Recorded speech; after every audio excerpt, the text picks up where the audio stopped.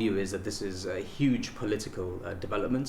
It is, in many respects, unprecedented for an individual who has been elected as a member of the House and particularly in this case hold ministerial responsibility as little as 11 months ago to decide to resign his position so soon. There is no precedent as far as I can recall in Gibraltar's recent political history. So this is big political news, and it comes at a time when the government is in some disarray. They've had a very bad month, clearly, not just Mr Licudi now resigning from the front bench team, but Mr Bossano, as recently as 10 days ago, making comments which were completely contradictory to the position adopted by the leader of his party and the chief minister.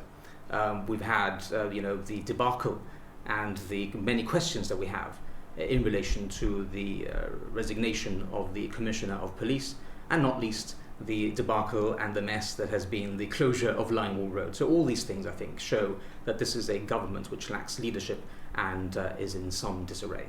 And what do you make about the fact that there is to be no by-election? That is a decision for Mr Licudi and his party. At the end of the day, all the candidates that stand for a general election in Gibraltar stand as for parliamentary seats. Whether you've become a minister or not is a different issue. But he holds, rightfully and justifiably, that seat because he was voted in by the people of Gibraltar to hold that seat for the lifetime of the parliament. He could take the decision, given that he cites not personal reasons as such. Clearly they are personal reasons and ostensibly not political, but he cites COVID as having an effect in terms of how he is sort of readjusting the priorities in his life.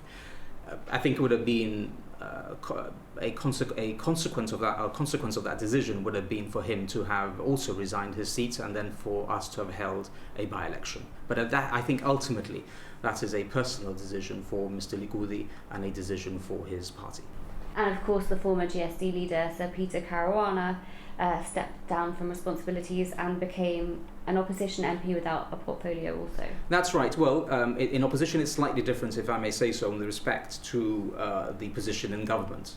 At the end of the day, you are voted in with a majority party, and people, when they vote for you, expect you to hold ministerial responsibility. Nobody ever told the people of Gibraltar in the election held, as I said earlier, just 11 months ago, that not all of the 10 individual candidates for the GSLP Liberals would hold ministerial office at some point.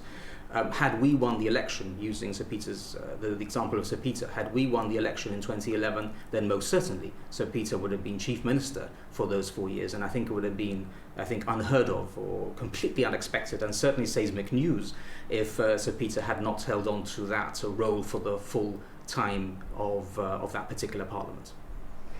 There's also been a ministerial reshuffle with new ministers in charge of education, of course, and health at what is a particularly important time for both of those areas. Absolutely.